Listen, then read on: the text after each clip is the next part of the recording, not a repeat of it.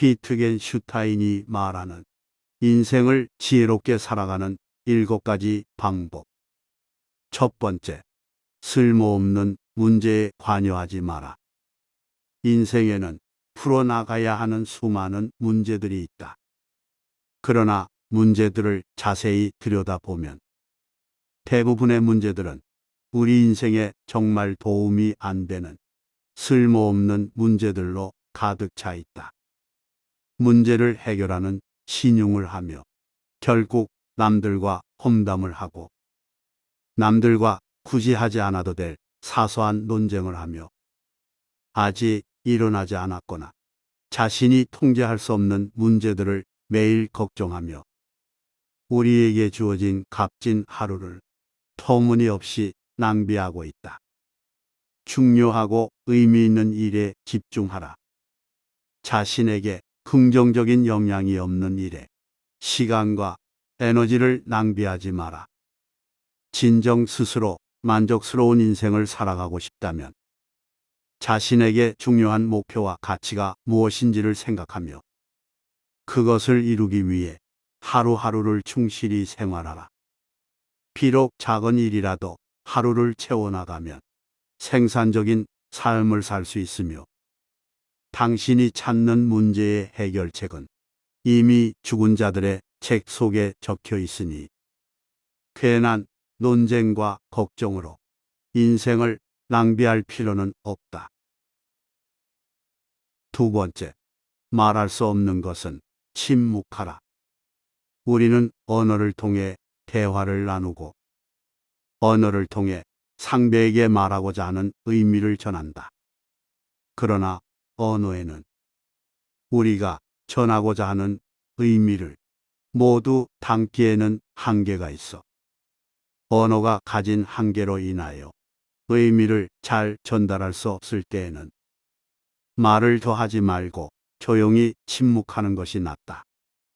때로는 언어로 표현할 수 없는 것에 대해 말을 하려고 하면 할수록 언어에 혼란이 생겨 논쟁과 다툼을 불러일으키고 결국 서로에게 의미 없는 말들만 늘어놓을 뿐이기에 만약 스스로 말을 하다가 말할 수 없는 것이라 생각이 들면 조용히 침묵을 지켜라.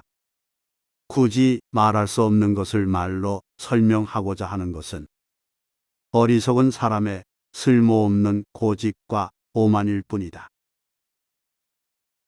세 번째, 말에는 음악이 깃들어 있다. 언어는 음악과도 같다. 우리 입에서 나오는 언어는 마치 음표처럼 리듬을 타 움직이며 언어의 리듬에 따라 우리의 마음 역시 움직인다. 만약 상대에게 따뜻한 말을 하면 비발디의 곡을 듣는 것처럼 상대의 가슴에 꽃을 피우고 반면 상대에게 거친 말을 하면 베토벤의 음악처럼 상대의 가슴에 가시를 돋게 한다.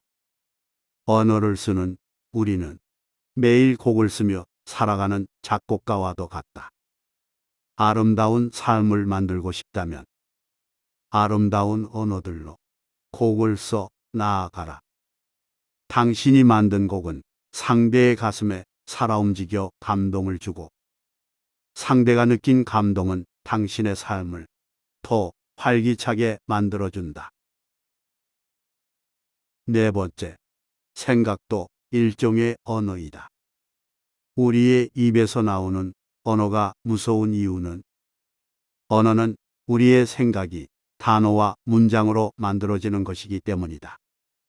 언어는 우리의 생각을 다른 사람에게 표현해주는 좋은 수단이 되기도 하지만 언어는 마치 세상을 바라보는 창과도 같아서 우리가 어떤 생각을 갖느냐에 따라 사용하는 언어 역시 달라지고 사용하는 언어에 따라 우리가 바라보는 세상도 달라지게 된다. 만약 잘못된 생각을 품게 되면 우리는 사용하지 말아야 할 언어를 쓰게 되고 잘못된 언어는 세상을 바라보는 우리의 눈을 더 흐리게 만들어 우리가 세상을 제대로 바라보지 못하게 한다. 생각과 언어는 마치 바늘과 실처럼 서로 상호 의존하는 관계에 있기에 좋지 않은 생각을 해서도 또 그러한 생각을 언어로 내뱉지도 말아야 한다. 생각은 언어가 되고 언어는 생각을 지배한다는 사실을 명심하라. 5번째, 내 언어의 한계는 내 세계의 한계이다. 언어는 단순히 의사소통의 수단이 아닌 우리 주변의 세계를 이해하기 위한 하나의 도구이다.